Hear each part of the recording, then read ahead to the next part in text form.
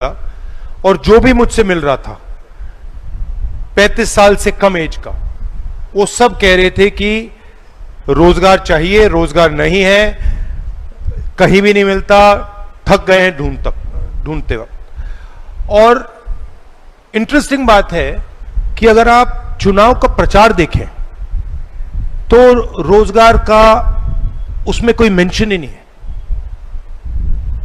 Constitution की Congress party बात कर रही है, हमने गारंटीज दी हैं, अनएम्प्लॉयमेंट की हम बात कर रहे हैं, मगर मीडिया में अनएम्प्लॉयमेंट, जॉब क्रिएशन ये मुद्दा ही नहीं है। क्यों? आपको क्या लगता है इसका कारण क्या है?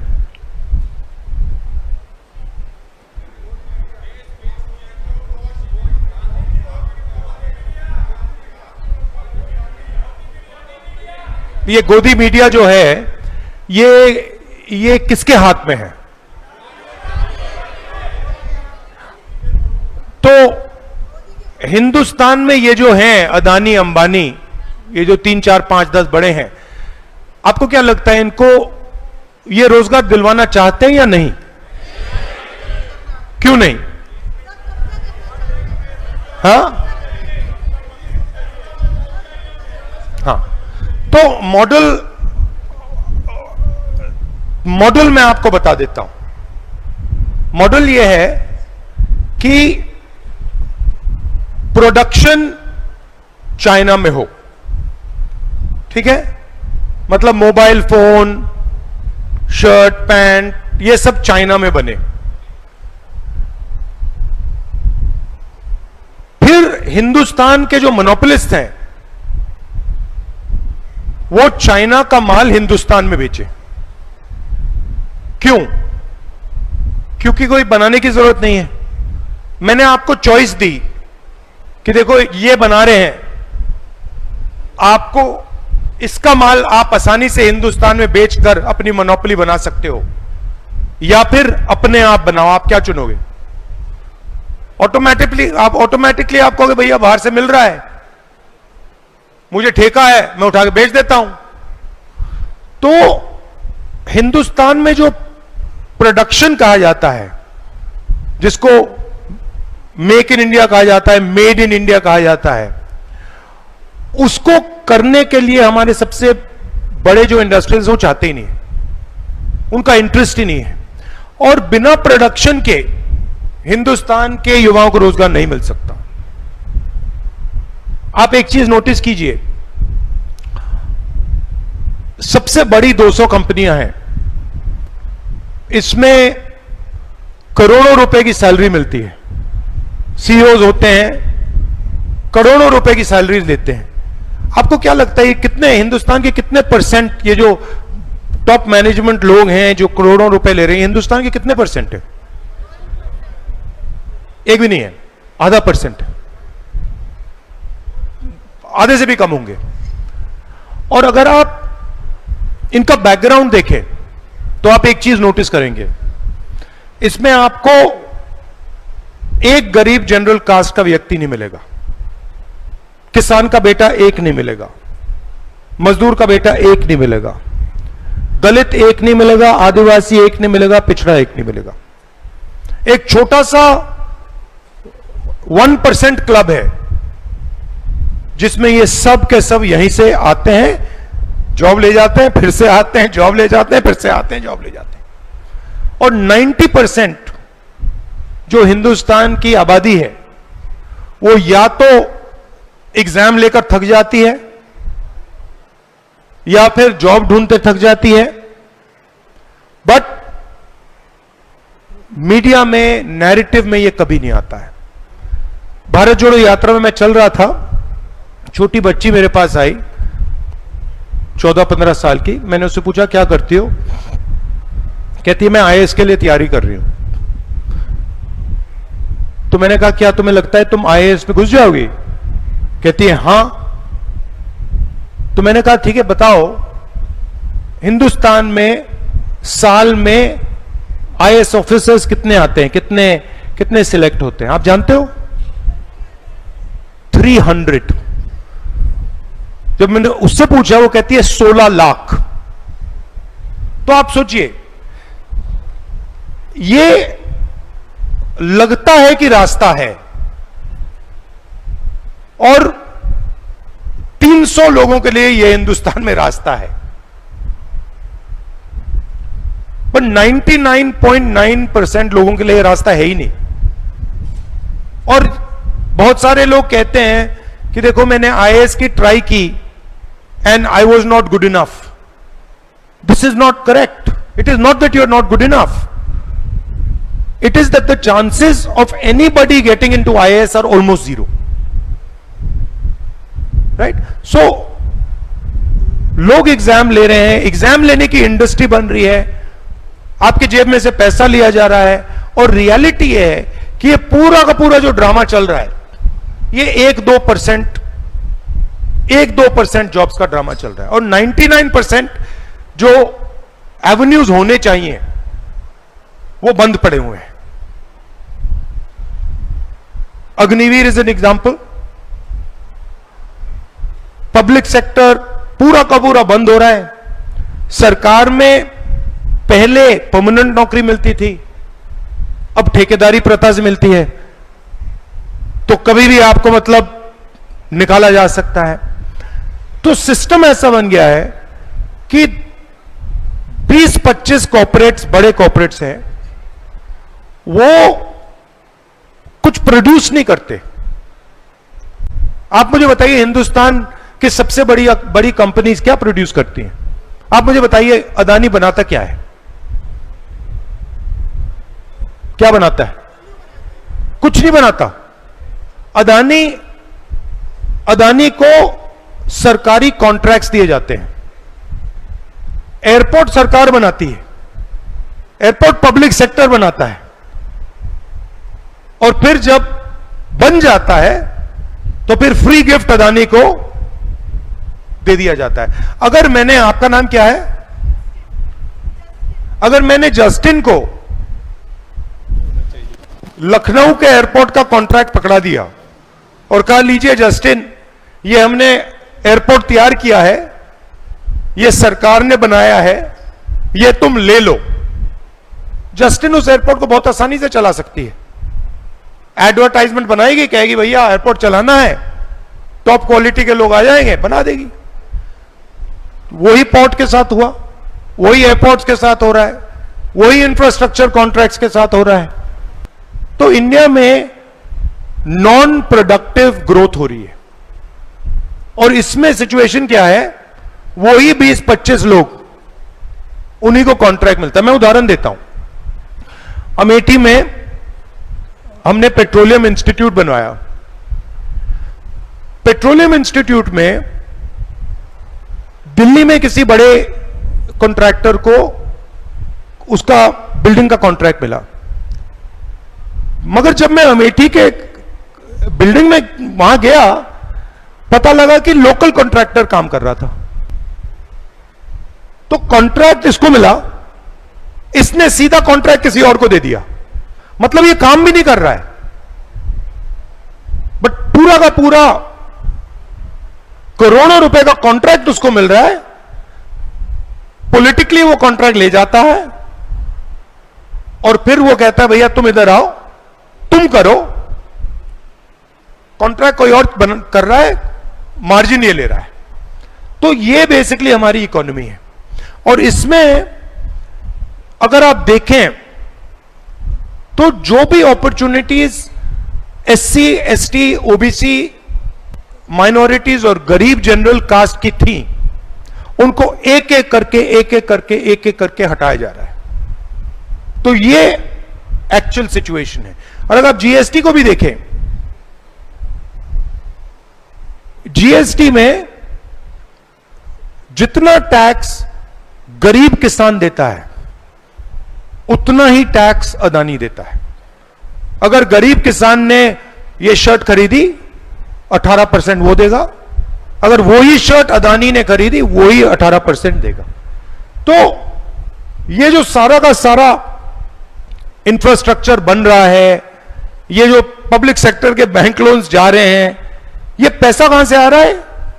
ओबीसी, दलित, एससी, गरीब, जनरल कास्ट के जेब से आ रहा है और सीधा पाइप होके 22-25 लोगों की जेब में जा रहा है और सिचुएशन खराब होती जा रही है क्योंकि इनके पास ज्यादा पैसा आता रहा है। ये इनकी मोनोपोली बढ़ती जा रही है, बढ़ती जा रही है, बढ़ती जा रही है, तो आपकी जॉब अपॉर्चुनिटीज कम होती जा रही है, कम होती जा रही है, कम होती जा रही है। ये बेसिक सिचुएशन है और इसको बदलने के 2-3 तरीके हैं।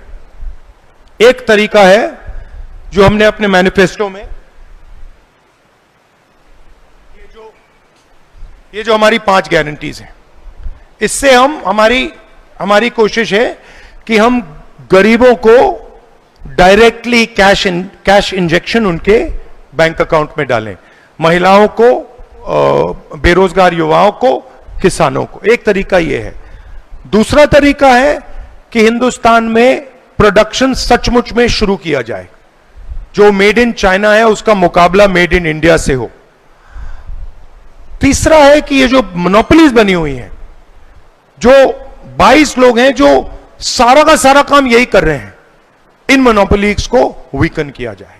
ये 3 रास्ते हैं जिससे हम आपके लिए दरवाजे खोल सकते हैं। अब आपके कमेंट्स हो, आपके सवाल हो, आप पूछिए।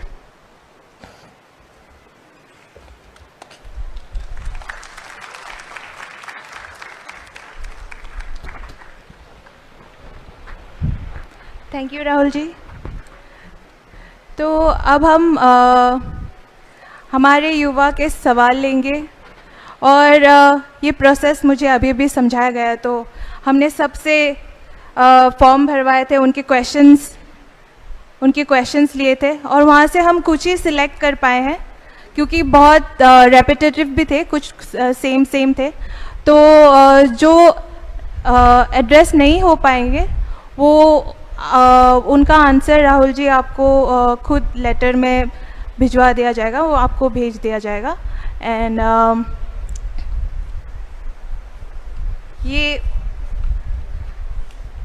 अभी मैं नाम बोलूँगी तो आप यहाँ आप खुद को एक बार इंट्रोड्यूस कर दीजिए, फिर अपना सवाल बोलिएगा एंड देन फॉलोइंग आप नेक्स्ट नाम मैं लूँगी, तो आप रेडी रहिएगा।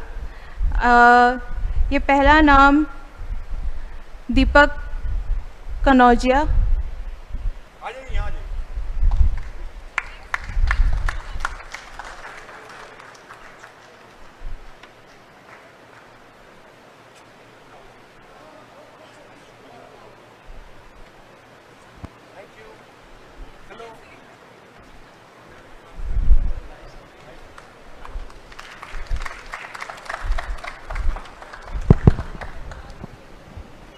सबसे पहले मैं राहुल सर को अपना नमस्कार करता हूं। Good evening Rahul sir. मेरा नाम दीपक कनौजिया है और मैं इलाहाबाद विश्वविद्यालय से ग्रेजुएशन और पीजी किया। वर्तमान समय में मैं लखनऊ विश्वविद्यालय से पीएचडी कर रहा हूं राजनीति विज्ञान विभाग में। दोस्तों, 2014 में जब मैं इलाहाबाद विश्वविद्यालय में ग्रेजुएशन करने गया तो मैं वनडे एग्ज़ाम की तैयारी करना शुरू किया। एसएससी की कोचिंग करता था। बीए सेकेंड ईयर में मैंने लेखपाल का इंटरव्यू दिया। इंटरव्यू में मेरा चयन नहीं हो पाया। तो 2016 के बाद जो 2017 में जब चुनाव आता है तो माननीय प्रधानमंत्री जी आते हैं क्षेत्र में और योगी जी भी, माननीय मुख्यमंत्री जी भी, और दोनों लोग ये वादा करते हैं कि हमारी सरकार आएगी तो हम जो है इंटरव्यू हटा देंगे ग्रुप सी और डी की नौकरियों से, ताकि जो इंटरव्यू में खेल होता है वो खेल नहीं हो पाएगा। तो इस सरकार ने इंटरव्यू तो हटा दिया, लेकिन दुर्भाग्य की बात है कि वैकेंसी ही नहीं आई ग्रुप सी और डी की। तो इंटरव्यू हटाने का क्या फ़ायदा मिला? तो और उसके बाद से लेखपाल की 2016 के बाद से एक वैकेंसी आई भी तो अभी तक माननीय सुप्रीम कोर्ट में वो लंबित है। और दूसरी बात कि जब इलाहाबाद विश्वविद्यालय में मैं 2014 में प्रवेश लिया तो मैं एससी कम्युनिटी से हूँ और मैं जनरल में क्वालिफाई करके प्रवेश लिया। उसके बावजूद भी मुझे हॉस्टल नहीं मिल पाया।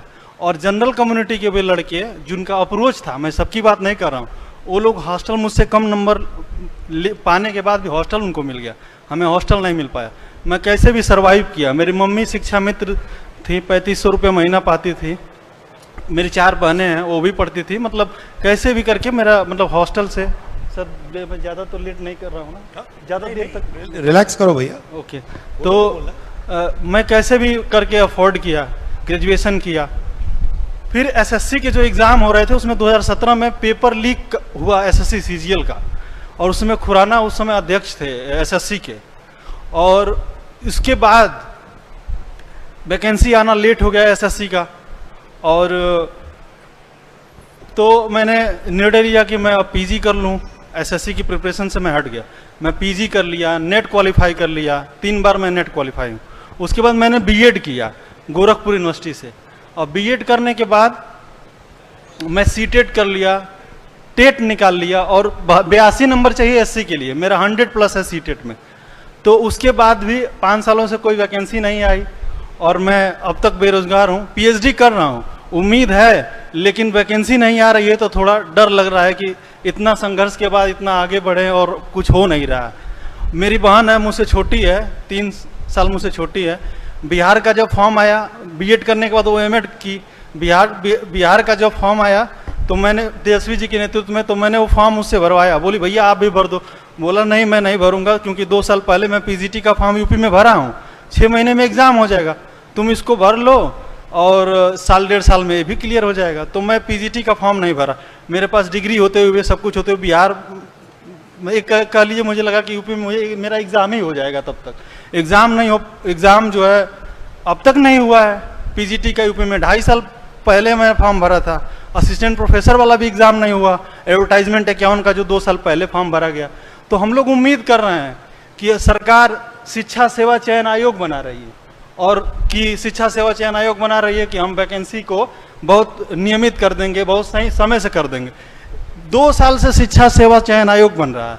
अब बिहार सरकार ने 6 महीने के अंदर तेजस्वी जी के नेतृत्व में, जिनकी पार्टी इंडिया अलायंस में माननीय राहुल जी के साथ है, उनकी सरकार ने 6 महीने में 2 वैकेंसी करा दिया और 2,10,000 नौकरी दे के दिखा दिया। और उसी में मेरी बहन क्वालिफाई हुई, और सीवान जिले में, मैं बलिया का हूँ तो सीवान बगल में लगता है, वहाँ से वो मेरी सिस्टर जो है इस समय टीचर है, पीजीटी में टीचर है। सर आपने कितना पैसा खर्च किया इसमें, ये पूरे प्रोसेस में, शुरुआत से अंत तक? शुरुआत से अंत तक सर जितना पैसा था मम्मी पापा बट कितने रुपए होगा? मतलब रुपया नहीं था, कुछ इस तरह से पर महीने जो कमा रहे हैं खर्च कर रहे हैं, मतलब जो इनकम है। तो अप्रोक्सीमेटली कितना होगा आज तक, जितना आपने मतलब इस प्रोसेस में एग्जाम लेने के लिए, टेस्ट लेने के लिए कितना पैसा खर्च किया? मुझे लग रहा है कि सर 8-10 लाख तो हो ही गया होगा सर, मतलब नियर 8-10 लाख तो हो ही गया होगा, क्योंकि ज्यादा हो गया। और कोई रिजल्ट नहीं आया, मतलब 8 लाख रुपए चले गए आपके, पर रिजल्ट कोई नहीं आया जी। और सर दूसरी बात मैं ये कहना चाहता हूँ कि 2014 में जब एडमिशन में लिया, उस समय बीए में एडमिशन के लिए इलाहाबाद यूनिवर्सिटी में 1,000 रुपये फीस थी, और हॉस्टल की फीस 7,500 थी। और उसके बाद से 2017 में फीस वृद्धि हो गई और 21,000 फीस कर दी गई 7,000 से। अब सोचिए सर, जो हाशिए पे है, जो गरीब है, जो कमजोर है, वो 7,000 से 21,000 कैसे एफर्ट कर पाएगा? तो ये किसको धक्का है? सबसे ज्यादा धक्का ये एससी को है, ओबीसी को है, और जनरल वर्ग में जो गरीब है उनको धक्का है, वो आ नहीं पाएंगे। और ये जानबूझ के चाह रहे हैं कि विश्वविद्यालयों में वो न आ पाए। और आपकी सरकार थी तो ये लोग बड़े पैमाने पर धीरे धीरे आना शुरू कर दिए थे, उगना शुरू कर दिए थे, और ये अब क्या है, सब दब गए हैं, दब रहे हैं। तो बहुत जरूरी है इस समय कि इंडिया अलायंस जीते। और मुझे मैं और सर एक बात और कहना चाहता हूँ, मेरा कोर्स वर्क चल रहा है, वहाँ 1-1 दिन अटेंडेंस लगता है। यहाँ आने का मतलब मेरा मन था, लेकिन मैं सोच रहा था मैं राहुल जी से मिल नहीं पाऊंगा, या दूर ही से देखूंगा तो मतलब मिल पाऊंगा कि नहीं, ये था सर। लेकिन मुझे बहुत खुशी है कि मैं अपनी बात रख पा रहा हूँ, और मेरा नाम सबसे पहले बोला गया। मैं कितना भाग्यशाली हूँ। और थैंक यू। हाँ, thank you brother, nice to meet you. बहुत अच्छा लगा।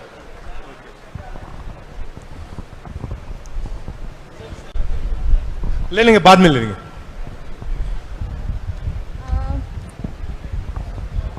एक रिक्वेस्ट थी, अभी से जो साथी आए 1 मिनट के अंदर आपका खुद का परिचय और प्रश्न रख के आगे बढ़े तो हमें हेल्प मिलेगी। एंड नेक्स्ट है उमेश। उनके बाद नेहा, आप रेडी रहिएगा। नमस्कार, कैसे? हेलो, हाय, मेरा नाम उमेश कुमार यादव है। मैं पूर्वांचल से आया हूँ, शोध छात्र हूँ मैं भी काशी हिंदू विश्वविद्यालय का, और मैं बात करने आया हूँ गन्ना किसानों पे। मेरे पिताजी एक किसान हैं और गन्ना खेती मेरे यहाँ होती थी। पूर्वांचल के लगभग परिवारों में, किसान परिवारों में देखेंगे तो गन्ना एक नकदी फसल थी जिससे लोगों को तुरंत तत्काल पैसा मिल जाता था। और सोचिए कि लगभग पिछली सरकार, इसी सरकार की दोष मैं नहीं दे रहा हूं, बसपा से देखेंगे, सपा से देखेंगे और आज भाजपा लगातार गन्ना मिलों को बंद की, जिससे हम जैसे परिवार के किसानों की आय एकदम खत्म हो गई। अभी 4 मिलें इस सरकार ने 2024 में बंद किया। 77,000 कुछ करोड़ मेरे जिले आजमगढ़ जिले में किसान का भुगतान अभी भी बकाया है। तो मैं एक स्टोरी बताता हूं कि कैसे मेरा ग्रोथ, मैं काशी हिंदू विश्वविद्यालय पहुंचा, इलाहाबाद पहुंचा, कैसे मेरे भाई लोग पढ़े। तो मेरे पिताजी किसान थे, गन्ना की खेती करते थे और उसी गन्ना मिल रत्ना शुगर मिल साहेबगंज में कलर की नौकरी करते थे। 13 में वो गन्ना मिल बंद कर दिया गया, जबरदस्ती मेरे पिताजी को रिटायर कर दिया गया। आज 800 रुपए मात्र उनको पेंशन मिलती है, मतलब प्रतिदिन का 26 रुपए बात इनकम है। तब भी मेरे पिता ने हौसला नहीं हारा और यहां तक लोगों को पढ़ाया लिखाया और ले गए, पीएचडी तक कराए। पीएचडी मैं कर रहा हूं। 3 बार मैंने हायर का इंटरव्यू दिया, 3 बार हायर की परीक्षा मैंने क्वालिफाई किया और इंटरव्यू दिया, और तीनों बार वो परीक्षाओं का पेपर लीक हो गया। पहली बार 47 की वैकेंसी में मैंने मेहनत किया, कुछ दोस्तों से पैसा जुटाया और इलाहाबाद हाई कोर्ट में सरकार के खिलाफ रीट भी दायर किया, लेकिन अभी तक उसका कोई फैसला नहीं आया। दोबारा भी परीक्षाएं कराई गई, वो भी पेपर लीक हुआ। तो सोचिए कि मैं वहां से यहां तक की स्थिति में पहुंचा हूं। अब ये स्थिति आई कि मैं 34 साल की उम्र का हो गया हूं, एक मेरा छोटा बेटा भी है। सोचिए कि उसका दादा भी बेरोजगार और उसका बाप भी बेरोजगार। तो समस्या है कि मैं अब घर की तरफ जाऊंगा तो बेरोजगारी की हालत में, दूर तो जाके कहीं बंबई लुधियाना मजदूरी इसलिए नहीं कर सकता कि मेरे माँ बाप बूढ़े हो रहे हैं, मेरी जरूरत है उनको। तो मैं राहुल जी आपसे यही चाहता हूं कि आप उन गन्ना किसानों के लिए और राइट टू रोजगार के लिए, एम्प्लॉयमेंट के लिए आप क्या सोचते हैं, क्या कहना चाहेंगे हम लोगों के लिए? तो हमारी एक गारंटी है चुनाव में, बड़ी इंटरेस्टिंग गारंटी है, जिसमें जो हमने अधिकार दिया ना मनरेगा का, रोजगार का अधिकार, वैसा ही हम एक अधिकार ग्रेजुएट्स को देना चाहते हैं। College graduates, university graduates, diploma holders. और बड़ा सिंपल मॉडल है, जो भी ग्रेजुएट ये अधिकार चाहता है ये सरकार से मांगेगा, और अधिकार 1 साल की अप्रेंटिसशिप का अधिकार है। उसमें क्या होगा, 1 साल की नौकरी आपको मिलेगी प्राइवेट सेक्टर में, पब्लिक सेक्टर में, सरकारी हॉस्पिटल, सरकारी कॉलेजेस, यूनिवर्सिटीज, ऑफिसेज में 1 साल की नौकरी होगी। उसमें बेहतरीन ट्रेनिंग आपको मिलेगी और 1 साल में आपको 1 लाख रुपए बैंक अकाउंट में मिलेगा, 8,500 रुपए महीने के आपको मिलेंगे। और ये एक प्रकार से जॉब मार्केट में एंट्री करने का तरीका है कि आपकी पहली नौकरी पक्की होनी चाहिए। ये हमारा कॉन्सेप्ट है, मैनिफेस्टो में हमने ये इंक्लूड किया है। तो ग्रेजुएट्स के लिए, अंडर ग्रेजुएट्स के लिए, डिप्लोमा होल्डर्स के लिए 1 साल की नौकरी की गारंटी का अधिकार ये हमने दिया है।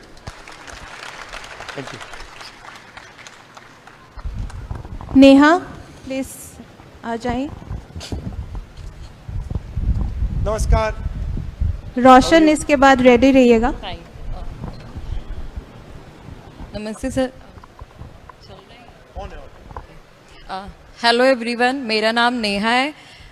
मैं अमेज़ोन में काम करती हूँ पार्ट टाइम। तो जो जितने मेरा ये मानना है कि हम गिग वर्कर्स के लिए जो उनकी जो वो लोग काम करते हैं, अमेज़ॉन, मंत्रा, ब्लिंकिट, सैडोफिक्स, स्विगी, जोमेटो, जो ये सभी वर्कर्स हैं, तो जो ये लोग अपना टाइम देते हैं 8 से 10 घंटे, 12 घंटे, 14 घंटे, 16 घंटे काम करते हैं ये लोग, जो इनको कोई सोशल सिक्योरिटी नहीं है इनके लिए, हैं। और सोशल सिक्योरिटी ना होने की सोशल सिक्योरिटी नहीं है, अगर इनका एक्सीडेंट हो जाता है तो इनके लिए कोई कंपनसेशन नहीं है, और इनका कोई पंजीकरण नहीं है, कि सिर्फ एक फ़ोन है जिसमें एक ऐप है। अगर कभी कुछ उनके साथ होता है तो क्या वो फ़ोन हेल्प करेगा उनकी? नहीं, क्योंकि उनका कोई भी पहचान नहीं है ना। तो मैं चाहती हूँ उनकी पहचान हो। और उसमें एक अमेज़ोन में एक ये भी है कि मैं अमेज़ोन वेयर हाउस में पार्ट टाइम काम करती हूँ, उसमें भी स्लॉट बुक करके काम करने जाना होता है। हाँ, तो मैं हरियाणा से आई। आपको वेयर हाउस में टाइमिंग बुक करनी पड़ती है? हाँ, वेयर हाउस में मुझे अगर कल जाना है तो आज स्लॉट बुक करूंगी कल के लिए, उसका टाइम है 4 बजे। 4 से 10 मिनट के बीच में स्लॉट बुक हो जाना चाहिए, अदरवाइज हम फिर उसके बाद स्लॉट बुक नहीं करेंगे, हम वेटिंग लिस्ट में ही रहेंगे। और वेयर हाउस में क्या काम करती हो? वेयर हाउस में मैं पहले पैकिंग करती थी। जब मैंने रिज्वाइन किया तो मैं स्टोर में हूँ, जिसमें मुझे 15 से 20 किलोमीटर चलना पड़ता है। एक कार्ट होती है जिसमें सामान लगा होता है, मैं उसको लेकर चलती हूँ। फ्लोर भी है, 1st, 2nd, 3rd, 4th floor भी है जिसमें मुझे लेके जाना होता है, और मैं उसमें 10 घंटे काम करती हूँ। और ये है गुड़गांव, हरियाणा, मानेसर में है ये वेयर हाउस, अमेज़ॉन डेल 4 में है, ठीक है। और तो उसमें मैं 10 घंटे काम करती हूँ। बैठने नहीं दिया जाता वहाँ पे, कोई सिटिंग अरेंजमेंट नहीं है वहाँ। अगर बैठ भी जाते तो हमें फीडबैक दिया जाता है, और अगर हम थोड़ी देर के लिए वॉशरूम चले गए और उसमें हमारा आइडल टाइम पे जो आइडल टाइम आता है उसका भी फीडबैक मिलता है हमें। और जो हमारा ब्रेक टाइम होता है, तो जो हमारे 10 घंटे जो हम काम करते हैं उसमें दो ब्रेक होते हैं हमारे। तो जो 30 मिनट का ब्रेक, एफसी इतनी बड़ी होती है कंपनी, जो फुलफिलमेंट सेंटर बोलते हैं उसको, वो इतनी बड़ी होती है कि हमारे जो 30 मिनट में से 15 मिनट तो हमें आने जाने में ही चला जाता है। बचता हमारे पास 10 मिनट है, क्योंकि हमें पहले आकर के हमें एक फास्ट स्टार्ट और स्ट्रॉन्ग फिनिश करना बहुत हमारे लिए ज़रूरी है। और हमें पूरे दिन में 6 बार कार्ड पंच करना होता है। अगर वो कार्ड पंच नहीं करेंगे तो हमें उसका इंसेंटिव नहीं मिलेगा। और उसके बाद में कभी अपनी मर्जी से बिना नोटिस के हमें निकाल देगी, हमसे नहीं पूछेगी। जब कंपनी हमें हमारी हायरिंग करती है तब वो हमारा पूरा प्रोसेस जानती है। क्या हमारा हक नहीं जब हमें निकाले तो हमें भी बता करके निकाले कि हमने क्या गलती की है। तो मैं चाहती हूँ, बॉन्डेड लेबर हो। हाँ, बॉन्डेड लेबर है। हाँ, 21वीं सदी के बॉन्डेड लेबर जी। और इसमें लड़कियां जो है ना, सिर्फ 26 साल से कम उम्र की लड़कियां, 18 से 26 साल, जिसमें यंग है, जितना मर्जी काम कराओ करेंगी, ये मना नहीं करेंगी। अगर ज्यादा बोला अपने लिए तो हायर एंड फायर निकाल देगी वो बिना वजह, कोई नोटिस नहीं देगी हमको, ठीक है। और उसके बाद अगर अब किसी वर्कर को 2-3 साल हो गए काम करते हुए, अब उसके घर में शादी है, कुछ भी प्रॉब्लम आ सकती है, और उसने छुट्टी के लिए बोला तो बोलेगी नहीं, छुट्टी नहीं मिलेगी, तुम चले जाओ, दोबारा ज्वाइन कर लेना। अगर उस वर्कर को 1 साल हो गया काम करते हुए किसी को, तो वो क्या करती है, अगर ओबीबी आउटबाउंड में काम करता है तो उसको आईवी में भेज देंगे दोबारा ज्वाइनिंग करने के लिए, कि उसको परमानेंट ना कर पाए वो। इस तरीके से वहाँ पे हमारे परमानेंट कोई नहीं है। परमानेंट के लिए वो सिर्फ क्या करती है, इधर से उधर ट्रांसफर कर, इधर डिपार्टमेंट से दूसरे डिपार्टमेंट में ट्रांसफर कर देती है। 240 जैसे आपको सेवरेंस होती है तो कितने महीने की वार्निंग देते हैं? कोई महीने कोई वार्निंग नहीं देते, एक ही दिन में हमें बाहर कर देती है। और हमें जो जैसे हमें ना एक टारगेट होता है हमारा, मैं 1 घंटे में 150 आइटम स्टोर करती हूँ। एक शॉप लाइन होती, तो 250 गलियां हैं जिसको आइल्स बोलते हैं, जिसमें मुझे चलना पड़ता है और उसमें सामान लगाना होता है मुझे। उसका भी 1 मिनट में मुझे 3 आइटम स्टोर करने होते हैं। अगर नहीं करूंगी तो उसका भी मुझे फीडबैक मिलेगा, मेरे पास मैसेज आएगा, मैडम इम्प्रूवमेंट करो, आप काम नहीं कर रहे हो सही से। छोड़ दो, नहीं तो इतना मजबूर कर देंगे रिजाइन लिखने पे कि वो वर्कर परेशान होकर रिजाइन कर देगा। ये आइटम्स कितने बड़े होते हैं? ये आइटम्स अनलिमिटेड, मतलब छोटे भी होते हैं बड़े भी होते हैं। हाँ, तो उसके हिसाब से वो टारगेट उन्होंने रखा है। ज़्यादा बड़े आइटम है तो 60 करने होंगे, छोटे आइटम में तो 150, मल्टी का हो गया तो 250, 400 भी होगा। और वो हम पे प्रेशर डालेंगे, तुम्हें 1 घंटे में करना है तो करना ही है, करना है तो करो, नहीं तो जाओ। इस तरीके से वो हम पे प्रेशर बनाते हैं। अब हम 20, 21, 22 की एज की लड़कियां हैं वहाँ पर, अब वो पढ़ाई कर रही हैं, अपने पेरेंट्स को, मतलब अपने घर वालों को छोड़कर आई हैं, और अपने घर भी नहीं बताती, वो लोडिंग अनलोडिंग भी करती है लड़कियां वहाँ पे, गाड़ी खाली भी करती है, उसको भरती भी है, सामान भी लगाती है, पर वो अपने घर पे नहीं बताती कि हम लोग वहाँ पे ये काम करते हैं।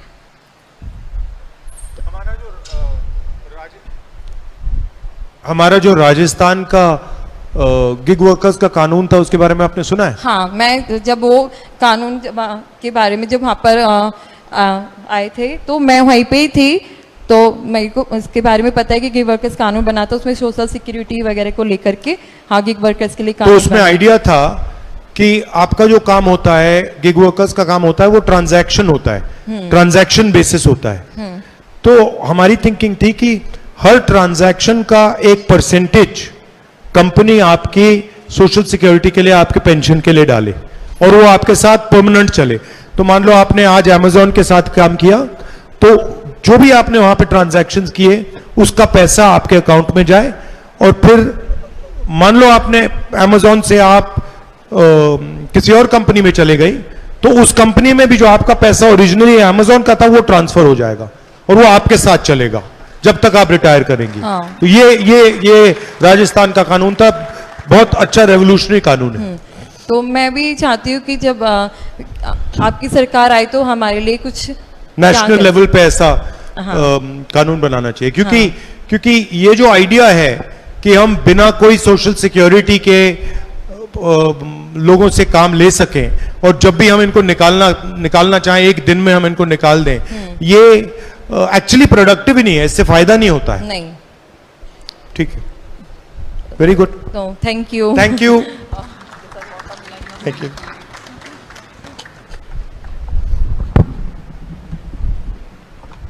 गौरव यादव, आप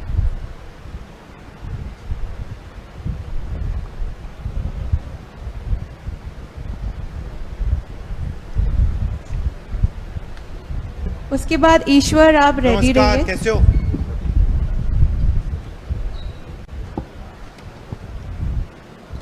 हेलो सर, आप सभी को नमस्कार। मैं गौरव यादव गाजियाबाद में रहता हूँ। मैं एक बीटेक ग्रेजुएट हूँ। 2021 में मैंने बीटेक करी थी। सर, उत्तर प्रदेश में बीटेक ग्रेजुएट के लिए कोई भी वैल्यू नहीं है, ना कोई वैकेंसी आ रही है। जिसमें वैकेंसी आती है तो करीबन 4 साल में 250 से 300 वैकेंसी आती है, 4 साल में एक बार, जो कि असिस्टेंट इंजीनियर की। अगर जो नहीं जैसे कि जो आती है वो जैसे जूनियर इंजीनियर है, उत्तर प्रदेश में भी फिलहाल 4016 वैकेंसी आई हैं, लेकिन उसमें बीटेक वाला फॉर्म नहीं भर सकता है। वैकेंसी या तो आती नहीं है, अगर आती है तो बीटेक वाला फॉर्म नहीं भर सकता उसमें सर। और अगर मैं आपसे प्राइवेट सेक्टर की बात करूं, मेरे पिताजी ने 15 लाख रुपए देकर मेरे से बीटेक करवाई, लेकिन एंड में जब मैं जाता हूं, प्लेसमेंट मेरी होती है या तो होती नहीं है। अगर मैं ऑफ कैंपस करता हूं तो उसमें 15,000 रुपये मुझे मिलते हैं। इसमें खुद तो खैर घर वाले को तो कुछ भी नहीं हो पाएगा। और सर, मैंने गेट क्वालिफाइड भी हूँ, मैंने गेट क्वालिफाइड हूँ, जो गेट से हम पीएसयू सेक्टर में जाते हैं, पब्लिक सेक्टर यूनिट में अदर, और उसमें देखते हैं उसमें भी कोई भी वैकेंसी नहीं है। तो सर, मैं आपसे रिक्वेस्ट करूँगा सर, बीटेक ग्रेजुएट्स के लिए कुछ निकालिए, क्योंकि हर साल 10 लाख बीटेक ग्रेजुएट होते हैं, लेकिन कुछ नहीं हो पाता है। तो अभी आपका क्या प्लान है? सर, मेरा प्लान तो यही है कि फ़िलहाल इंजीनियरिंग सर्विसेज में मुझे जॉब करनी है, और उसके लिए मैं एग्ज़ाम की प्रिपरेशन कर रहा हूँ, वैकेंसी का वेट कर रहा हूँ, वैकेंसी आए।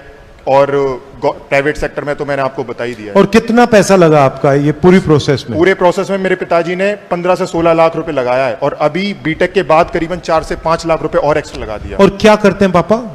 मेरे पिताजी एज अ फार्मर हैं, रिटायर्ड हो चुके हैं, 4th क्लास की जॉब से है, वायरमैन। कहाँ पे?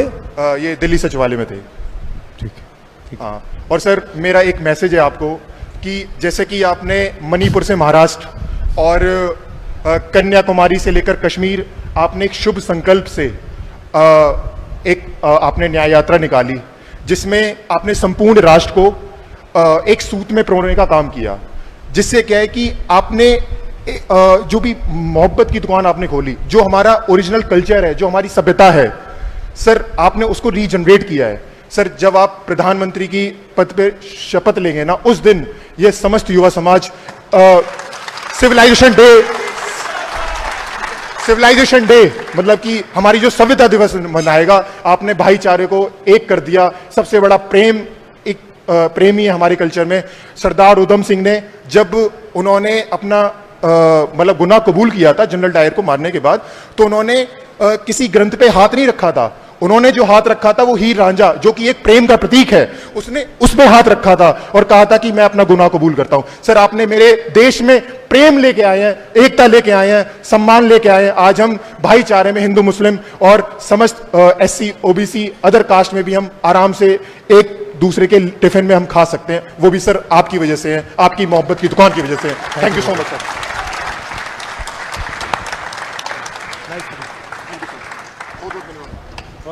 ईश्वर आप आ जाइए।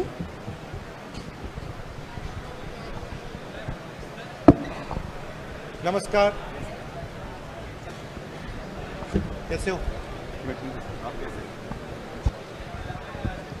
मेरा नाम ईश्वर है, मैं राजस्थान से हूँ, ग्रामीण इलाके से आता हूँ।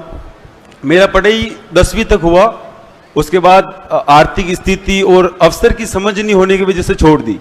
फिर उसके बाद अलग अलग काम करने लग गया। मैं गुजरात कुएं खोदने गया, ईंट भट्टों पे गया, टेंट हाउस के कुछ काम किए, जैसे भी मशीन पे गया, खानों में गया, तो भटकता रहा इधर उधर, समझ में नहीं आया ये काम ठीक नहीं, ये काम ठीक नहीं है। फिर चांद से एक संगठन के साथ जुड़ा जहाँ मेरी राजनीतिक समझ बनी। स्कूल से उस तरीके से शिक्षा थी नहीं, लिखना भी और पढ़ना भी ठीक से 10वीं तक नहीं आता था। तो मैं मेरी कहानी इसलिए सुना रहा हूँ क्योंकि मैं जहाँ से आता हूँ वहाँ मेरे जैसे लाखों और करोड़ों युवा हैं जो आज उनको समझ में नहीं आ रहा सर कि वो कहाँ जाए, कौन सा काम करे। तो वो उनको ये समझ में नहीं आने की वजह से उसका फायदा उठाया जा रहा है। आज उनके हाथ में पत्थर है, डंडे हैं, झंडे हैं नफरत के। वो इसी कारण है क्योंकि वहाँ का ढांचा ऐसा बना दिया है कि ना तो अवसर का किसी को समझ में आता है क्या अवसर होने चाहिए। मेरा खुद का व्यक्तिगत जो था संगीत में और थिएटर में था, जो मुझे कभी समझ में नहीं आया क्योंकि अवसर ही नहीं है, कोई कहना ही नहीं चाहता है। तो मेरा बस छोटा सा ही पॉइंट था कि उन युवाओं के लिए जो आज उस नफरत की आग में जल रहे हैं या जा रहे हैं भीड़ में, उन युवाओं के लिए आप क्या अवसर देखते हैं कि आगे लंबे समय के बाद वो युवा कैसे उस भीड़ से निकलकर अपना भविष्य बनाए? तो जो मैंने पहले बोला था ना, प्रोडक्शन की बात की थी। जो अगर आप हिंदुस्तान को देखें,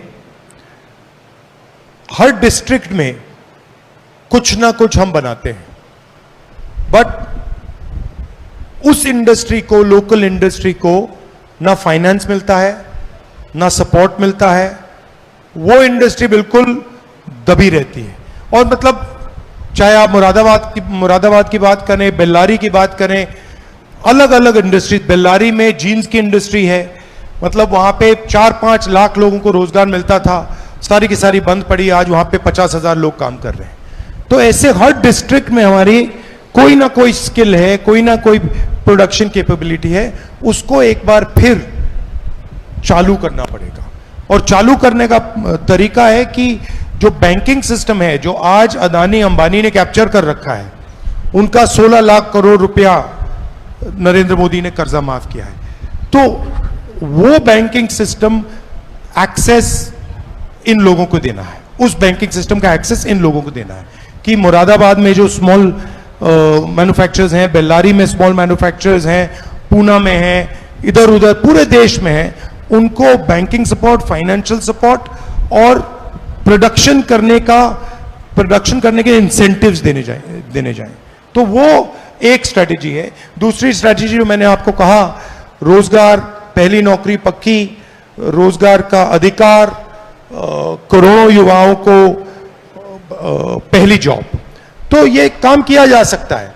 बट देखिए रियलिटी ये है कि जो आज की सरकार है वो इस काम को करना नहीं चाहती है। अगर आपने किसान को ठीक तरीके से सपोर्ट किया, जो आपने अभी शुगर केन की बात की, अगर आपने किसान को ठीक तरीके से सपोर्ट किया, अगर आपने फूड प्रोसेसिंग प्लांट्स उसके पास लगाए, अगर आपने फूड चेन बनाई, अगर कोल्ड चेन बनाई, बहुत सारे लोगों को रोजगार मिल सकता है। मगर इन चीजों में सरकार पड़ती नहीं है। सरकार को सिर्फ ये चाहिए, इस सरकार को सिर्फ यही चाहिए भैया अदानी को कौन सा एयरपोर्ट पकड़ाया जाए, कौन सा इंफ्रास्ट्रक्चर दिया जाए, कहां मतलब इसको फायदा पहुंचाया जाए। तो ये सरकार को 2-3 लोगों को मदद करने से लाखों लोगों को, छोटे छोटे बिजनेस वालों को मदद करने की जरूरत है, तब जो आप कह रहे हो सकता है।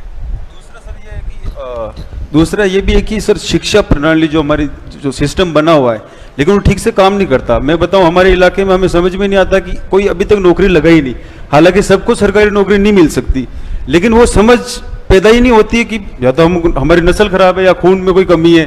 नहीं, वो सिस्टम बना हुआ ठीक से काम नहीं करता, इसलिए वो समझ से बच्चे आगे जा ही नहीं पाते हैं। मैं आज यहाँ पहुंचा, बड़ी मुश्किल से पहुंचा हूँ, यहाँ पहुंचना वो ऐसा होता ही नहीं है।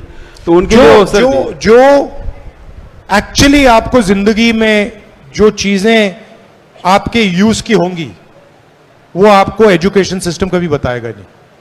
ये हिंदुस्तान की एजुकेशन सिस्टम की खासियत है कि जो फंडामेंटल चीजें हैं जिससे आप आगे बढ़ सकते हो, हमारा एजुकेशन सिस्टम उन बातों में जाएगा ही नहीं।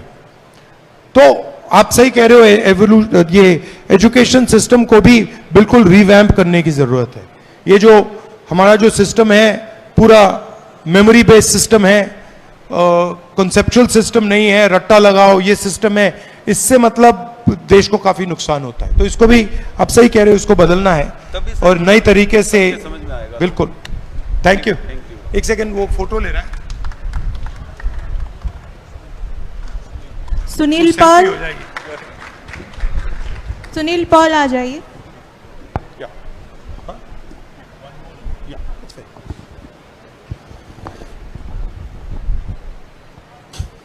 नमस्कार, क्या नाम है आपका?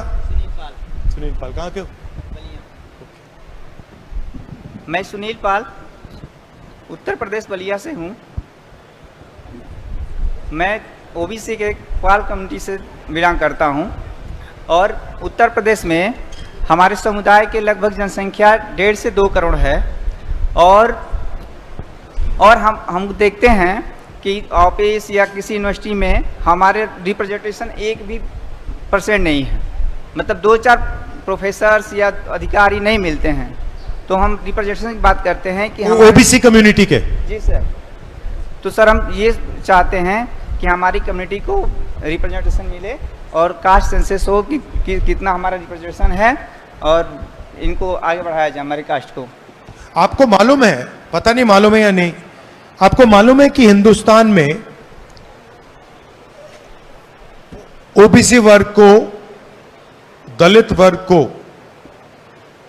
जमीन का अधिकार नहीं होता था। आपको मालूम है जी कि आप जमीन नहीं ओन कर सकते थे। हजारों साल के लिए आपको ना शिक्षा मिल सकती थी, आप जमीन के ओनर नहीं हो सकते थे, आपको कोई एसेट नहीं मिल सकता था। आपको मालूम है? जी सर। हजारों सालों के लिए। और ये जो है, ये इसने आपको जमीन का अधिकार, शिक्षा का अधिकार, नौकरी, रोजगार, ये सब दिलवाया है। ठीक है। मगर मैं आजकल हर मीटिंग में रिपीट कर रहा हूं कि ओबीसी की भागीदारी 50% है। हिंदुस्तान में 50% ओबीसी हैं, 15% दलित हैं, 8% आदिवासी हैं। जितनी आपकी भागीदारी होनी चाहिए उतनी आपकी भागीदारी बिल्कुल है ही नहीं। कांसीराम ने कहा था जिसकी जितनी भागीदारी उतनी बिल्कुल हिस्सेदारी, भागीदारी कह लो, हिस्सेदारी कह लो, ना आपकी मीडिया में है, ना आपकी कॉर्पोरेट इंडिया में है, ना आपके प्राइवेट सेक्टर में है, ना आपके प्राइवेट हॉस्पिटल्स में है, ना आपके प्राइवेट एजुकेशन में, कहीं भी नहीं है आपकी। सर अगला क्वेश्चन मेरा यही था कि सर प्राइवेट सेक्टर में रिजर्वेशन नहीं है ना हमारी भागीदारी है क्या? हाँ, तो मेरी थिंकिंग है कि सबसे पहले हम ये पता लगाएं कि सिचुएशन कैसी है। तो इसके लिए जाति जनगणना जिससे जिसकी आबादी कितनी है वो सब पता लग जाएगा। इकोनॉमिक सर्वे मतलब किसके पास कितना धन है, और फाइनल इंस्टीट्यूशनल सर्वे मतलब हिंदुस्तान की कौन सी संस्थाओं में किन लोगों की पकड़ है कौन नहीं है। ये एक प्रकार से इसको आप एक्सरे कह लो, एमआरआई कह लो, इससे हमें डेटा मिल जाएगा कि सिचुएशन क्या है। और उसके बाद मुझे लगता है कि एक जागरूकता आएगी और लोग कहेंगे हां हमारी भागीदारी है नहीं, और वो बात शुरू होगी। तो मेरे लिए ये जो 3 कदम है, जाति जनगणना, इकोनॉमिक सर्वे और इंस्टीट्यूशनल सर्वे, ये क्रांतिकारी नेक्स्ट स्टेप है। और उसके बाद ये जो आप कह रहे हो रिजर्वेशन कहां तक होगा, कितना होगा, 50% होगा, ज्यादा होगा, ये डिसीजंस आसानी से लिए जा पाएंगे क्योंकि आपके पास डेटा होगा। आखिरी बार मैं आपसे कहना चाहता हूं, हमने एक आप सब यहां जॉब की बात कर रहे हो, प्लेसमेंट की बात कर रहे हो, हमने एक डिसीजन लिया है कि 30 लाख सरकारी नौकरियां आज नरेंद्र मोदी जी ने भरी नहीं है, और 15 अगस्त तक हम 30 लाख नौकरियां भरने का काम शुरू कर देंगे। और ये हमारा सरकारी नौकरियां हैं, तो इससे आप जैसे लोगों को रिलीफ मिलेगा। और ये जो पेपर की बात है कि ऑटोमेटिकली मतलब पेपर कैंसिल करने का नया तरीका निकला है कि देखो पेपर लीक हो गया कैंसिल करो, तो इसके लिए हम कार्रवाई कराएंगे, कानून बनाएंगे, और जो भी ये ऐसा काम करेगा उसको कड़ी से कड़ी सजा मिलेगी। और फाइनली जो नया फैशन बना है कि प्राइवेट कंपनीज एग्जाम्स दे रही हैं, चेक करा रही हैं, इसको हम बंद कराएंगे। प्राइवेट कंपनीज नहीं करेंगी, सरकार ये काम करेगी, और जो मैंडेटेड इंस्टीट्यूशंस है वही ये काम करेंगे। सर एक और क्वेश्चन बताओ सर, उत्तर प्रदेश में एक पेपर होता है पेट, सर उस पेपर का ना कुछ वैल्यूएशन है ना कुछ है सर, बस पेपर इसलिए एलिजिबिलिटी टेस्ट है ना, उसकी कोई क्राइटेरिया रखी गई है और ना उस पेपर का कोई वैल्यू होता है। हम चाहते हैं कि सर उस पेपर का जो पेपर पास करे उसका कुछ वेटेज दिया जाए नौकरियों में, जिसके जो यूपीएससी पेट के थ्रू नौकरियाँ आती हैं उनमें उनका वेटेज दिया जाए, नहीं तो इस पेपर को ही बंद कर दिया जाए, इसका कोई मतलब नहीं है। तो आप मुझे ये एक नोट दे देंगे इस पे? जी सर। हाँ जी थैंक यू ब्रदर, अच्छा लगा आपसे मिलकर।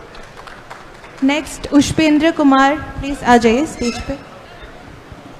एक एक करके भैया, इन्होंने मतलब सीक्वेंस बना रखा है, अभी ठहर जाओ, थैंक यू। आपको कर देंगे मगर इनको करने दो पहले। मैं कम समय लेते हुए अपनी बातों को प्रस्तुत कर रहा हूं, ठीक है। सबसे पहले तो मैं कांग्रेस और राहुल जी का धन्यवाद व्यक्त करता हूं कि उन्होंने जीरो लेवल पे आकर, ग्राउंड लेवल पे आके के गिग वर्कर्स और जो भी थे जिस व्यवसाय में थे उनके बारे में उनकी व्यक्तिगत राय जानी, उनको क्या क्या दिक्कतें हो रही उसके बारे में जाना।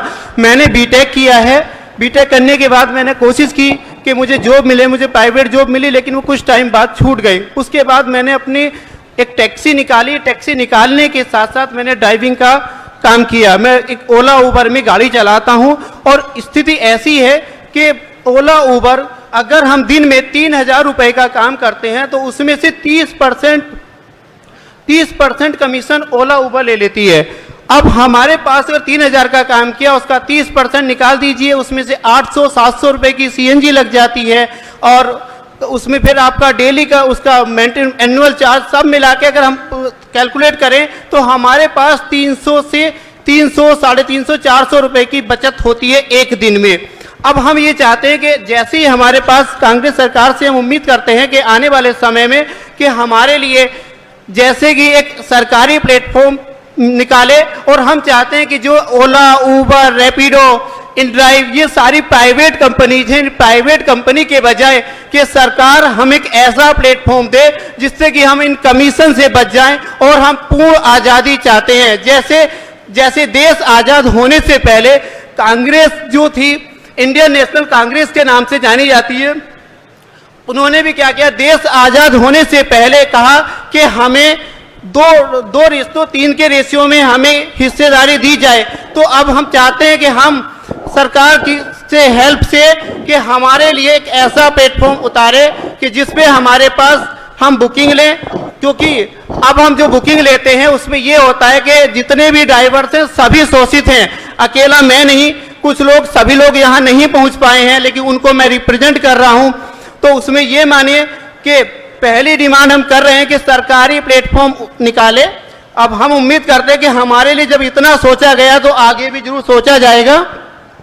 दूसरी डिमांड है कि उस पर कमीशन जो काटती है ये प्राइवेट कंपनी, ये कमीशन ना काट के उस पर से फिक्स चार्ज काटे कि हमारी ड्राइव लोकल में है या आपका आउट स्टेशन की है। तीसरी डिमांड हम करते हैं कि जब किसानों को केसीसी लोन 3% 4% पे केसीसी लोन दिया जाता है, जब हम बीटेक एमटेक कोई बीएससी एमएससी करने के लिए मजबूरी, किसी का सपना नहीं होता है। मैंने जब बीटेक में एडमिशन लिया तो मेरा भी सपना नहीं था कि मैं टैक्सी चलाऊं, लेकिन मजबूरन जब स्थिति ऐसी आ पड़ी है तो मुझे चलानी पड़ रही है। उसके बाद भी इन कंपनी का कमीशन इतना है कि हम अपनी सर्वाइव लाइफ को अच्छे से नहीं जी सकते। तो मैं आग्रह करूंगा कि जैसे ही सर की कांग्रेस सरकार आए, और मैं चाहता हूं कि हमारे लिए एक ऐप बनाए और उस पर फिक्स चार्ज काटे। हम 3 डिमांड कर रहे हैं, मैं दोबारा से पढ़ देता हूं सभी लोगों के सामने कि सरकार एक सरकारी प्लेटफॉर्म उतारे ओला उबर की तरह पूरे भारत में, ना कि दिल्ली में। दूसरा, उस पर फिक्स चार्ज काटे कि लोकल में जो भी है 5 रुपए 10 रुपए, क्योंकि हमने सरकार को दूसरा उसका बेनिफिट दिया है कि अगर सरकार के ऊपर लोड ना पड़े, हमने उसमें दूसरा रास्ता दिया कि गाड़ी में कोई एडवर्टाइजिंग डिस्प्ले लगवाए जिससे सरकार को बेनिफिट होगा। दूसरी चीज क्या है कि मैं येलो प्लेट गाड़ी की बात कर रहा हूं, व्हाइट प्लेट की बात नहीं कर रहा, व्हाइट प्लेट की बात नहीं कर रहा हूं। जैसे येलो प्लेट गाड़ी हर साल टैक्स देती है और व्हाइट प्लेट 15 ईयर के लिए 1 टाइम टैक्स देती है। तो ये तीसरी डिमांड मैंने आपको बताया कि सीसी लोन की तरह आपका ड्राइवर्स को भी 4% का लोन दिया जाए, और मैं उम्मीद करता हूं कि कांग्रेस सरकार हमारी इस मांग को आगे प्रस्तुत करेगी और हमारे लिए कुछ अच्छा ही सोचेगी। Thank you. आपको लगता है कि सरकार ऐप बना सकती है? यस सर, पहले पूछो ऐप बनाया है, लेकिन जब प्राइवेट कंपनी आ गई तो उसके वजह से वो उस पर मॉनिटरिंग ना होने की वजह से वो चल नहीं पाया है। जब तक सरकार उसकी मॉनिटरिंग नहीं करेगी किसी भी ऐप की, तब तक वो नहीं चलेगा। वो आपकी कस्टडी, उसमें कोई उसकी मॉनिटरिंग सरकार के हाथ में होनी चाहिए जिससे कि वो प्रॉपर चलता रहे। ठीक है, थैंक यू, अच्छा लगा।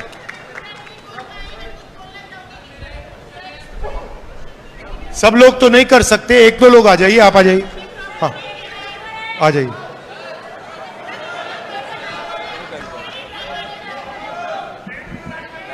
भाई थोड़ा संक्षेप में बोलो। नमस्कार सर, मैं यही कहूँगा कि आपने जो है अपने मैनिफेस्टो में एक चीज़ हमको उसमें नहीं दिखी कि जो प्राइवेट सेक्टर के स्कूल हैं वो अपने फीस वृद्धि इतना ज़्यादा कर दिए हैं कि एक गरीब बच्चा अपने बेटों को पढ़ा नहीं सकता है, अपने बच्चों को पढ़ा नहीं सकता है। और आगे चल के वो कैसे जो है, जैसे आप इलाहाबाद विश्वविद्यालय की फीस देख लीजिए, 400 वृद्धि फीस हुई है। ये भी एक मुद्दा है कि सभी विश्वविद्यालय ने अपनी फीस में वृद्धि कर दी है।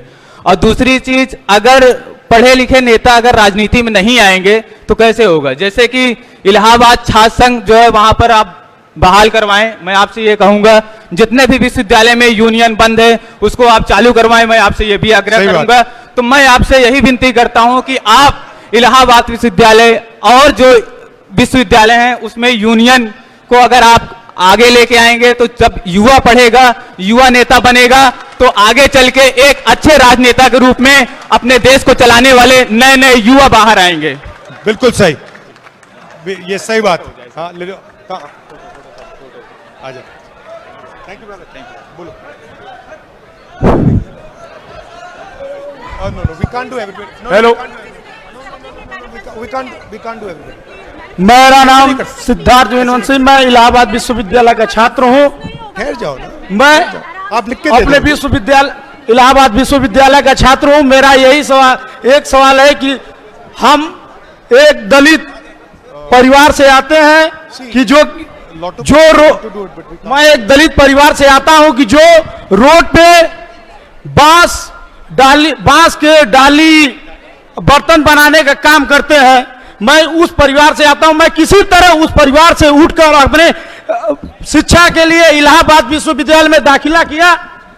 मेरे पिताजी की मतलब उतनी से, मेरे पिताजी अभी दिल्ली में ठेला चलाते हैं, कपड़े का ठेला चलाते हैं, लेकिन मैं किसी भी तरह विश्वविद्यालय में एडमिशन लिया। लेकिन जो फीस से पहले 1000 थी, अब फीस बीए की फीस पहले 1000 थी, अब फीस 4500 हो गई। और हॉस्टल की फीस पहले 15000 थी, अब 40000 हो गई। अब मैं कैसे उसको अफोर्ड नहीं कर पा रहा हूं।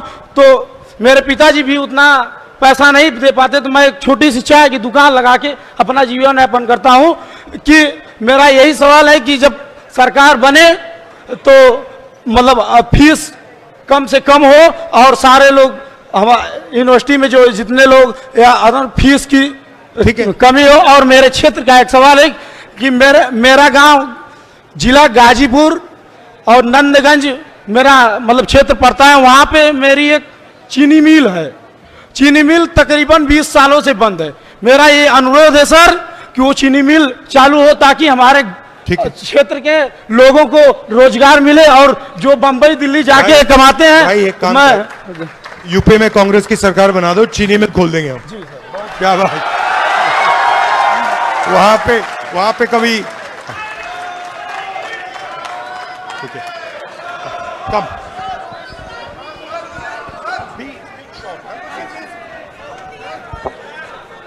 You write me the question, I'll answer it. मेरा नाम शीतल है और मैं 2016 से एक उबर ओला, आपने नाम सुना ही होगा, मैं टैक्सी ड्राइवर हूँ। और सर के पास मैं सवाल इसलिए कुछ अपने लेकर आई थी कि हम 2016 से जो ड्राइविंग कर रहे हैं, मोदी जी ने एक लाइन चलाई थी, बेटी पढ़ाओ, जो कि कहीं भी नहीं है।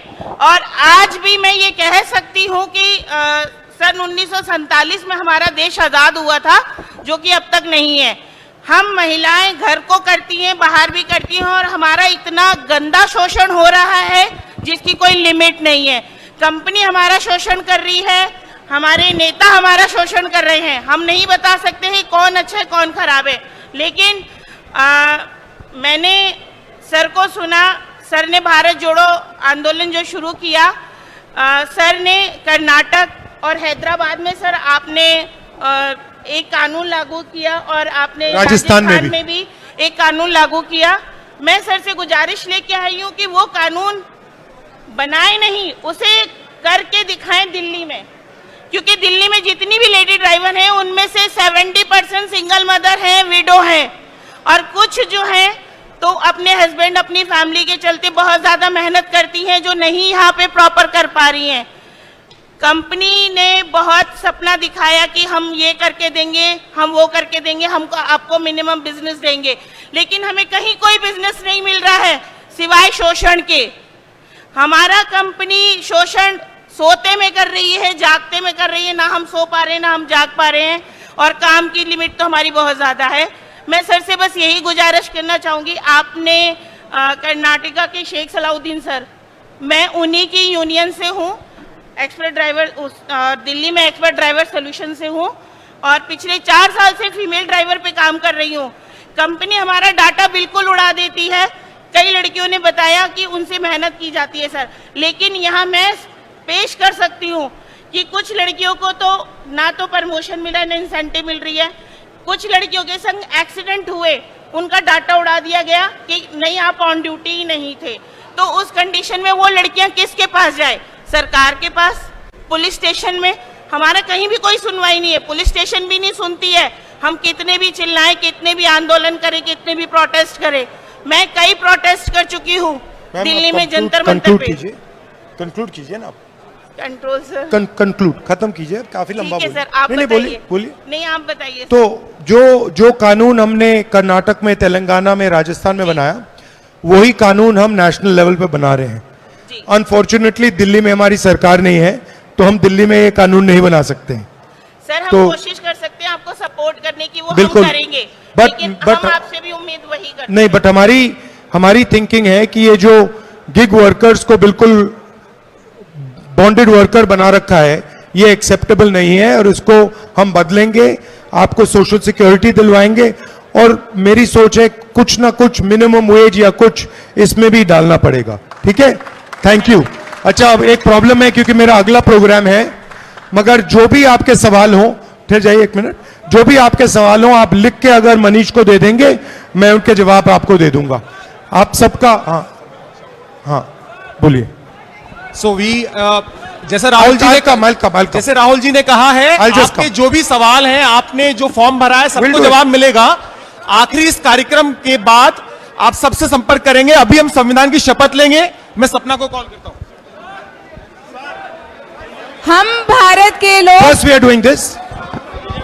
साथियों, संविधान की शपथ है, आपसे अनुरोध है कि थोड़ा सम्मान दीजिएगा और 1 मिनट संविधान शपथ लीजिए। हम सभी स्टूडेंट्स हैं तो थोड़ा सा आप डिसिप्लिन बनाए रखें। आप स्टार्ट करो। हम भारत के लोग, हम भारत के लोग भारत के संविधान और देश के 140 करोड़ लोगों को साक्षी मानकर यह शपथ लेते हैं कि हम आर्थिक और सामाजिक भेदभाव को दूर करने तथा समाज में भाईचारा कायम करने के लिए संघर्ष करेंगे। हम स्वतंत्रता आंदोलन के मूल्यों में चलते हुए व्यक्ति की स्वतंत्रता, सम्मान, हक, हिस्सेदारी और राष्ट्र की एकता की रक्षा करेंगे। संविधान ही संविधान की रक्षा के लिए हम आखिरी सांस तक संघर्ष करेंगे। जय